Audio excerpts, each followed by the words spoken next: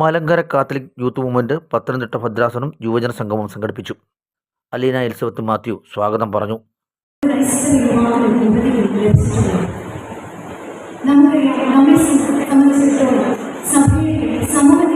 വിവിധ തലങ്ങളിൽ നമ്മുടെ കഴിവുകൾ തെളിയിച്ചുകൊണ്ട് നമ്മുടെ ആശയങ്ങൾ പങ്കുവെച്ചുകൊണ്ട് സജീവമായ പ്രവർത്തനങ്ങളിലൂടെ വിശുദ്ധ ഫ്രാൻസിസിനെ പോലെ പ്രേക്ഷിത ബന്ധാവ് മുന്നേറുന്ന ഒരു വിശിഷ്ട യുവത്വമായി വളരുവാൻ നമുക്ക് സാധിക്കട്ടെ എന്ന് ഈ സമയം ആശംസിക്കുന്നു, പ്രാർത്ഥിക്കുന്നു.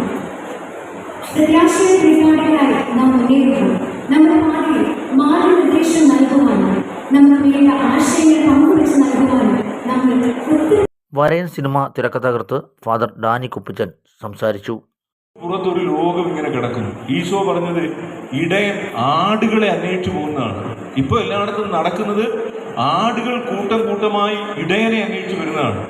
ചില ധ്യാന കേന്ദ്രങ്ങളിൽ പള്ളിയിലൊക്കെ ആടുകൾ വണ്ടി പിടിച്ചു വരികയാണ്. അവിടെ നല്ലൊരു ഇടയനുണ്ടെന്നും പറഞ്ഞ് ആ ഇടയനാണ് പറ്റിയത് എന്നും പറഞ്ഞ് ആടുകൾ വണ്ടി പിടിച്ച് ഇടയനെ അന്വേഷിച്ച് വരികയാണ്. പക്ഷെ ബൈബിളിൽ പറഞ്ഞിരിക്കുന്നത് ഇടയൻ ആടുകളെ അന്വേഷിച്ച് പോകുന്നതിനെ കുറിച്ചാണ്. നിങ്ങളെല്ലാം ആടുകളാണെന്നും പറഞ്ഞിരിക്കരുത്. നമ്മൾ തെറ്റിദ്ധരിച്ചു വെച്ചാൽ അച്ഛന്മാർ ഇടയന്മാരും നിങ്ങൾ കുഞ്ഞാടുകളും, ഈ രണ്ട് റോളും എല്ലാവർക്കും ഉള്ളതാണ്. നിങ്ങൾ ആടുകളുടെ അടുക്കിലേക്ക് പോകുന്ന ഇടയന്മാരാണ്. നിങ്ങളുടെ സൗഹൃദങ്ങളിലും നിങ്ങളുടെ ജീവിത പശ്ചാത്തലത്തിലുമൊക്കെ അതിന് നമ്മുടെ കയ്യിൽ എന്തുണ്ട്, അല്ലെങ്കിൽ അതിന് പര്യാപ്തമായ ഒരു ജീവിതം നമുക്കുണ്ടാക്കിയെടുക്കുക, അതാണ് ഈ ദേവാലയത്തിന്റെ പ്രസക്തി. നമ്മുടെ പ്രാർത്ഥനകളുടെ പ്രസക്തി എന്താണ്? നമ്മളെ ഈ ലോകം മുഴുവനിലേക്ക് നമ്മളെ ഇറക്കിക്കൊണ്ട് ചെല്ലാൻ പര്യാപ്തമായ ഒരു ജീവിതം, ഒരു കാഴ്ചപ്പാട് നമുക്കുണ്ടാക്കിയെടുക്കുക എന്നുള്ളതാണ്. ഞാൻ ഇങ്ങോട്ട് വന്നപ്പം വിചാരിച്ചത് ചില 1-2 സിനിമകളുടെയൊക്കെ കുറേശ്ശെ ഒന്ന് കാണിച്ചൊക്കെ സംസാരിക്കാമെന്ന്, നിങ്ങളുടെ ബോറടിക്കാതിരിക്കാൻ. പക്ഷെ നമുക്ക് അതിനുള്ള സമയമില്ല. എന്നാലും ഞാൻ ബോറടിക്കാതിരിക്കാൻ തന്നെ ആ കാര്യങ്ങൾ പറയാം. ഒരു പാട്ടിനെ കുറിച്ച് പറയാണ്. ധീവര ഒരു പാട്ടിനുണ്ടല്ലേ, ബാഹുബലിയില. നമ്മൾ ആ പാട്ടിങ്ങനെ കേട്ടുപോയി. നല്ല രസമുള്ള, പ്രഭാസും തമന്നയും കൂടെ രസമുള്ള ഒരു പാട്ട്. ഞാൻ നേരത്തെ പറഞ്ഞതുപോലെ ജീവിതം മുഴുവൻ നമ്മൾ ധ്യാനമാക്കണം. കാണുന്നതും കേൾക്കുന്നതും എല്ലാം ധ്യാനമാണ്, പള്ളിയിൽ ഒതുങ്ങുന്നതല്ല. അതൊന്ന് ധ്യാനിക്കാനുണ്ട്. അതിനകത്ത് നമ്മൾ കാണുന്ന ഒരു രംഗമുണ്ട്. അത് പറഞ്ഞിട്ട് നിങ്ങൾ ഉത്തരം പറയണം. ഒരു കൊച്ചു പയ്യൻ എപ്പോഴും ഒരു വലിയ മലകൾ മുകളിലേക്ക് നോക്കുകയാണ്. ചെറുപ്പം മുതൽ അവൻ ഈ മലയിലേക്ക് വലിഞ്ഞു കയറും, തെന്നി താഴെ വീഴും. തീരെ കുട്ടിയായിരിക്കുമ്പോഴേ കാണുന്ന പരിപാടി അത്. പലതവണ മലയിലേക്ക് വലിഞ്ഞു കയറും, താഴെ വീഴും. പിന്നെ അവനെ പലരും ഡിസ്കറേജ് ചെയ്യും, നീ വല്ലാത്ത റിസ്ക് എടുക്കരുത്.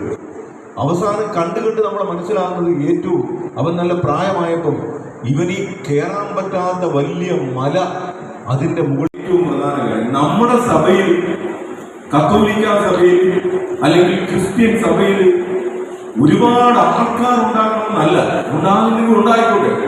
അതിനേക്കാൾ പ്രധാനം ഈശോ പറഞ്ഞൊരു കാര്യമുണ്ട്. മുഴുവൻ മാവിനെയും കുളിപ്പിക്കാൻ ഒരിത്തിരി മാവ് മതി.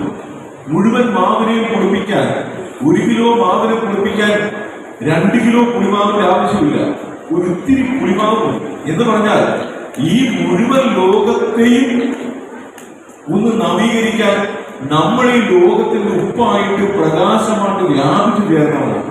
അപ്പൊ ഇത്രയും കുട്ടികൾ, നിങ്ങൾ വന്നവരും വരാത്തവരുമായിട്ട് ഒരുപാട് പേരിങ്ങുള്ളപ്പോ എന്താണ് പറയാനുള്ളതെന്ന് പറഞ്ഞാൽ, ഇവിടെ ഇരിക്കുന്ന നിങ്ങൾ ഇവിടെ ഇരിക്കുകയല്ല, നിങ്ങൾ ഈ ലോകം മുഴുവൻ വ്യാപിക്കുക എന്ന് പറഞ്ഞാൽ ഈശോ പറഞ്ഞതുപോലെ നിങ്ങളുടെ സൽപ്രവൃത്തികൾ മറ്റുള്ളവരുടെ മുമ്പിൽ പ്രകാശിക്കേണ്ടതിന് അത് കട്ടിലിനടിയിൽ വെക്കാതെ ആ വിളക്കുകാലിൽ സ്ഥാപിക്കണം. ആ പ്രകാശം അങ്ങനെയായി മാറണം എന്നുള്ളൊരു ലക്ഷ്യമാണ്.